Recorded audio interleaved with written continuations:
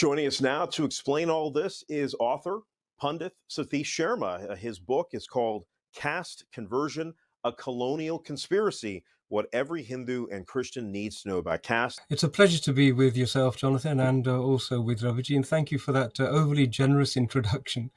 In 2013, something started to happen here in the United Kingdom. And in fact, what started to happen now in the United States is exactly where we were at that time. So you're at the beginning of a journey which here in the UK, British Hindus and the British public went through. Now, that journey here in the United Kingdom concluded very rapidly once the details that are contained in the book were published. Once we presented our position to government actually then said, oh, we agree with you. This is bad law. This is unevidenced. No impact analysis has been done. No consultation with the target community who would be primarily affected has been done. And so the government at that time said, no, we're not going to let this proceed. And they actually then held a public consultation. And the results of the public consultation were indisputable in that this problem did not exist. There was no evidence for it, and that what it was, it seemed to be an attempt to enshrine into law a prejudice. You know, a prejudice, strictly speaking, is holding an adverse opinion without having any evidence to support it. That's what a prejudice is. And yet this was an attempt to enshrine a prejudice into law. And so we here in the United Kingdom were really delighted to see that the evidence, historical and contemporary, that we'd presented, really it deconstructed this trope that was being peddled. And we're hoping to see the same there in the United States. It's the same rascals, it's the same troublemakers, the same agitators who failed here in the United Kingdom, who then turned their attention to community cohesion and to a community which was well integrated, is pretty much not troublesome, it's trouble-free, and yet all of a sudden a vast array of allegations, a deluge of them, have now been unleashed in the United States.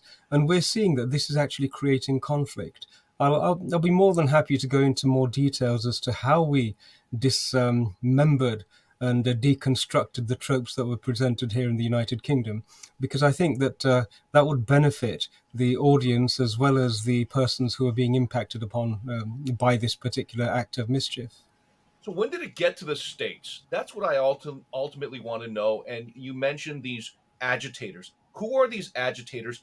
Who is behind this right now? Well, if we're going to be specific, Equality Labs are the principal protagonists in this space. And behind Equality Labs, there is a group of funders, there is a group of supporters, and by and large, if we were to try and give them a label, it's the group who are extremely unhappy with the indigenous resurgence of the Hindu and the Indian identity that's occurring as India decolonizes. India is in a process of trying to reconnect with its civilizational identity prior to when the Christianist evangelicals from Great Britain descended upon India and wreaked havoc for the best part of 300 years. Those groups are still sadly very much present. They have vested interests in ensuring that the indigenous identity in India doesn't manage to reintegrate itself and doesn't start to openly talk about what was done to it. And so this is why we're seeing a global resurgence of this. It's a valid question which I put to the both to the church and also to the legislators. I asked them, there is so much in India. How come even an individual in the remotest part of the United States has heard of the word caste? You know, this doesn't happen by coincidence that a particular word or a trope appears without significant force.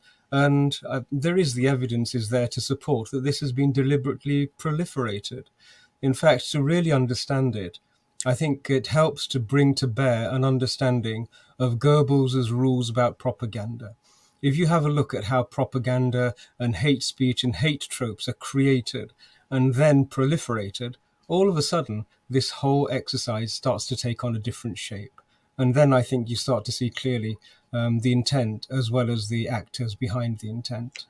Well, Pundit Sharma, you brought up a group that we've been covering for the last few years, Equality Labs, and we actually had a chance to have a conversation with the principal of Equality Labs, the founder and the executive director, Tenmozi Sunarajan. We got a chance to catch up with her after she won an award at the South Asian Bar Association. It was a social justice award, and in the aftermath of receiving that on stage, we had a chance to talk to her. I wanted to play a couple minutes of her comments to us after she received the award, and get your thoughts on what she's saying and the validity of her of this discussion, because it's widespread. And again, she has incredible influence here in the U.S. amongst a number of these organizations. Let's take a look at what Tenmozi Sunarajan has to say. Talk a little bit about, most recently with the Google talk and everything that's come down the pipeline with the Santa Clara Human Rights Commission. Equality Labs has, some would describe as a controversial relationship within the South Asian community. How do you navigate that, and how do you, counter those who say that, it was specifically as it relates to Google, it was said that the work that you're doing is divisive. So how do you counter that? Well, I think we've always seen civil rights struggles be met with a small group of bigots, people that want to stand, opposite to the progress. And I think what's fascinating at this moment right now is that just like this award, there are millions of South Asian Americans that want to see caste discrimination end. So unfortunately, while there are those who are unhappy with Dalits being given equitable access to American institutions, overwhelmingly the South Asian community is unified in order to be able to add caste as a protected category. Why add caste as a separate protected category? Well, clearly, from our own data, we know that 1 in 4 Dalits experience physical and verbal assault, 2 out of 3 workplace discrimination, and 1 out of 3 educational discrimination. So there are times when our civil rights codes are not sufficient to meet the needs of communities that are facing deep and grave discrimination. So when we add caste as a protected category, caste-oppressed people are able to get our equal access under the law. And frankly, just my own experience at Google proved that. When I got this award, I was in a safe house because of bigots that wanted to make sure Dalit women couldn't come out and talk about the experiences we face around discrimination. So this is a civil rights journey that will not be denied, and I really encourage even those that feel threatened by the prospect of Dalits achieving equity, join us, because we do not want to pass this scourge to the next generation. Now, Dalits are obviously a micro minority, and so are the larger South Asian community, the Hindus, the Muslims, the Sikhs within this community. We are all still minorities in this country. So how do you reconcile the fact that bringing caste as a protected category could potentially, disadvantage the Hindu American community, or the Sikh American community, or the the South Asian Muslim American community, which all have their versions of caste in it? So civil rights laws are not set up to disadvantage any community. They're actually set up to ensure access for all communities. And with each of these multinational corporations, they already have caste as a protected category for their South Asian countries. They have simply omitted it for their North American divisions, even though they have high amounts of South Asians. But for a company like Google, that makes no sense. One team might have members in India, in the United States, and in Europe. So you should have one policy that addresses all of those communities, and we shouldn't have patchwork policies, because otherwise the companies are failing their duty of care towards caste-oppressed communities and religious minorities. Pundit Sharma, thoughts on what Tenmozi Sunarajan had to say there? Where does one begin? Okay, firstly, we reached out to the groups who were here in the United Kingdom wanting to enshrine caste into law. We repeatedly said, come and talk to us. If this phenomenon does exist, the first step should be, come and sit around a table with us, tell us what's happening, give us the evidence, because according to our lived experience in the United Kingdom, and when I say lived experience, I've been here for 55 years. I've worked with over 400 temples up and down the country. We have never had an instance where somebody has come forward and said, I've been denied entry or I've been discriminated in the public sphere or indeed in the private sphere on this basis. So we appealed to them. We said, come and sit and talk with us. They didn't do so. They refused to. Here in the United Kingdom, we have a community who notionally, according to the framework that Equality Labs are putting forward, would be classed as Dalits. And we reached out to that organization, over 27,000 members of this organization. And the response from their president was to us, we don't think of ourselves as suffering. Why on earth should we say we now want to subscribe to this sort of a framework? Our children are lawyers, they're financiers. Why on earth would we want to be bundled up into this little victim group that this group are talking about? And in fact, their contribution was one of the key determinants which empowered the government to reject this out of hand. And I also know that in the United States, there are groups which are in exactly the same position who say, stop pushing us into this pigeonhole. So there is an issue here. Somebody who genuinely wants to resolve a problem, you would sit down with the groups or the persons who are actually causing you a difficulty. They have not done so. Nowhere have they done so. What they have done is they have rushed with allegations, with stories of victimhood. This young lady has just said that they are subjected to physical abuse on the basis of some sort of an identifier in the United States. I would love to see the evidence. Has any person actually come forward in the United States and said, I have been physically targeted and abused because of my identity? Has it been proven? Has it come in front of justice? You see, the bigger picture is that you have United States citizens, and the benefits of being a citizen in a country is that you're entitled to equality in front of the law. And those citizens who are Hindus in the United Kingdom and in the United States are actually being deprived of their right to be treated as innocent prior to being proven guilty. This was also a fundamental aspect of this attempt to enshrine the notion of some hierarchical system into law, and that was also accepted by the legislators. You know, we all have a desire not to see anybody suffer in the manner in which has been described.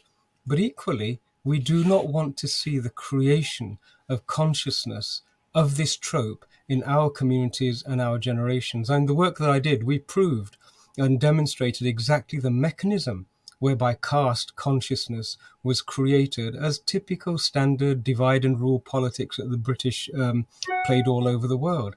And they accepted that the evidence was irrefutable as well. So although this young lady is appealing to our better sense, and, you know, it triggers compassion when you hear a young lady actually taking that approach and claiming victimhood. Each of us wants to leap forward and say, no, this is wrong. But when you then scrutinize the evidence, when you then ask to sit and have a conversation, you will find that the table is actually remarkably empty. And this is a real problem. This is the creation of a problem, the creation of consciousness of a problem where no problem exists.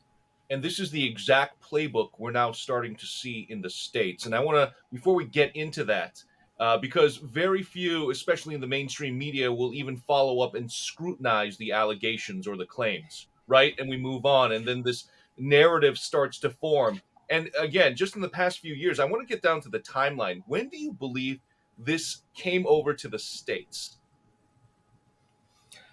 I would say we're in 2022. I'd say 2017 was the first time that I heard rumblings of this. Actually, And I think as we're I, in 2023 now, at least the early parts. sorry, 2023. Right. As What I, I'm asking is, you know, as we know, this global movement back in roughly 2020, the Black Lives Matter movement, it really was a racial reckoning in the U.S., right? And again, the Black Lives Matter, you know, ended up, as we now know, at least the global nonprofit is accused of fraud.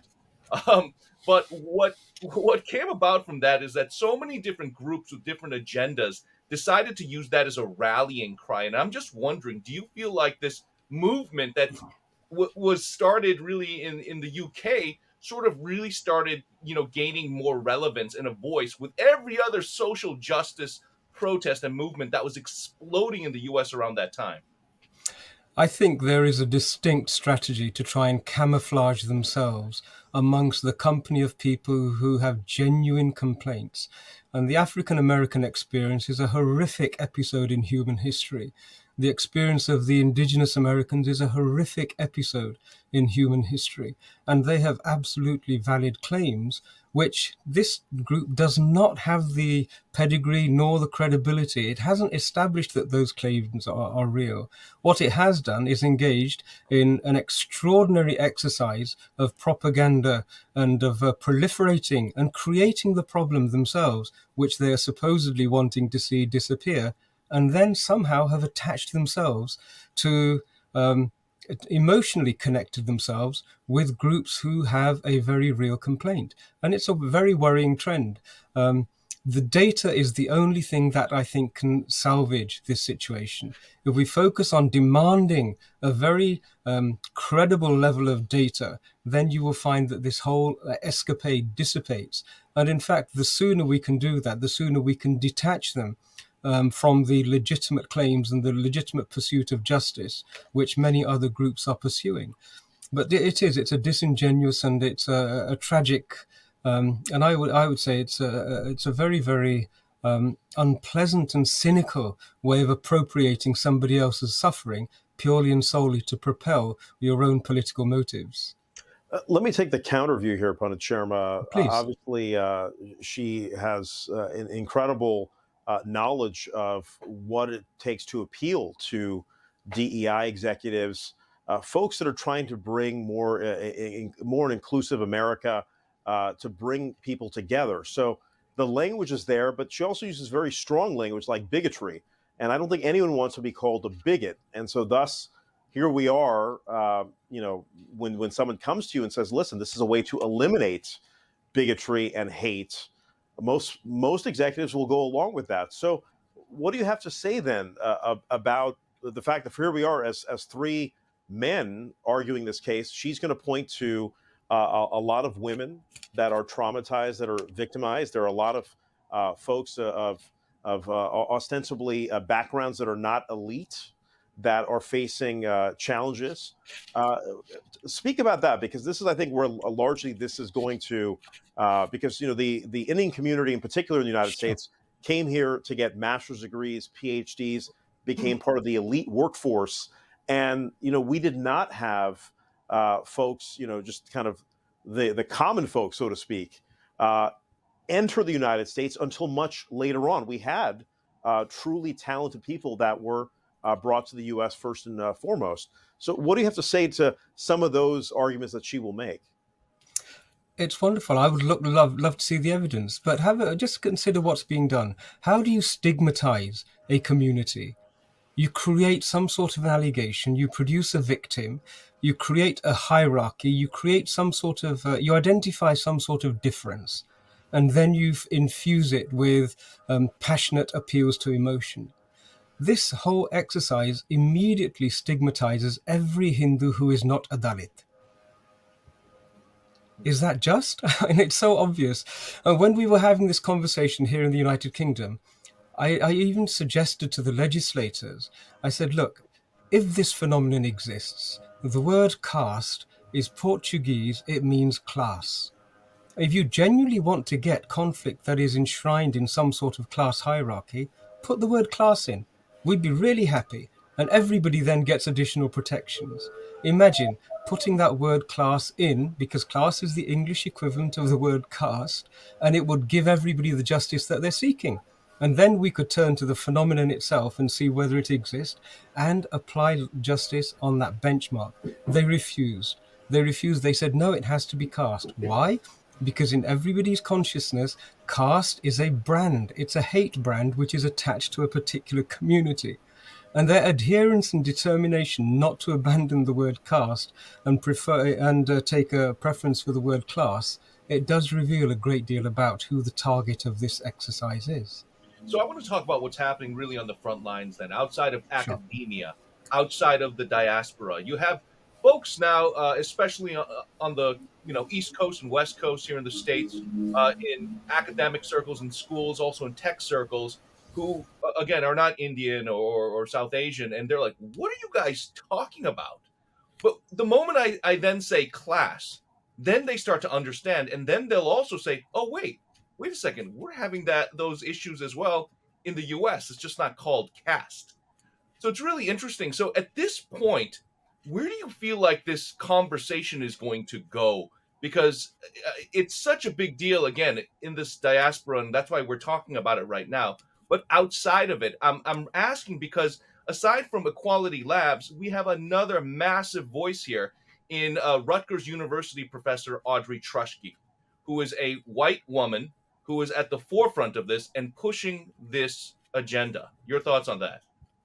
Yes, we've been monitoring her work for a long period of time, and again have sought many opportunities and created opportunities to engage in an academic conversation, to have a look at the history, to have a look at the scriptures which supposedly provide the foundations for this ideology, and somehow which seem to perpetuate it across the centuries. And every single opportunity is rejected. There is no participation in any academic fora. It is classic trope construction. And it's only a question of time before the truth and the irrationality behind these escapades is revealed in front of everybody. As we managed to do it here in the United Kingdom, it took us 2 years. And when we presented everything and made it so clear that we were very much determined ourselves to prevent any prejudices, to prevent any discrimination occurring, all of a sudden it dissipated. It took us from 2013 to 2016 to do that. And then all of a sudden, lo and behold, the same phenomenon seems to have sprouted in the United States. So we don't have any issue in dealing with this particular campaign. It is nothing other than proliferating a hate trope with the intention of stigmatizing one religious community by name. And like all hate tropes, I think when they are subjected to the scrutiny of wise, calm, genuinely independent, unbiased scholars, academics, and litigators, they dissipate, and this too will dissipate. And personally, I think it's a wonderful thing. If it dissipates in the United States, then we will see this whole campaign, this pogrom of stigmatization of the Hindu community collapse globally.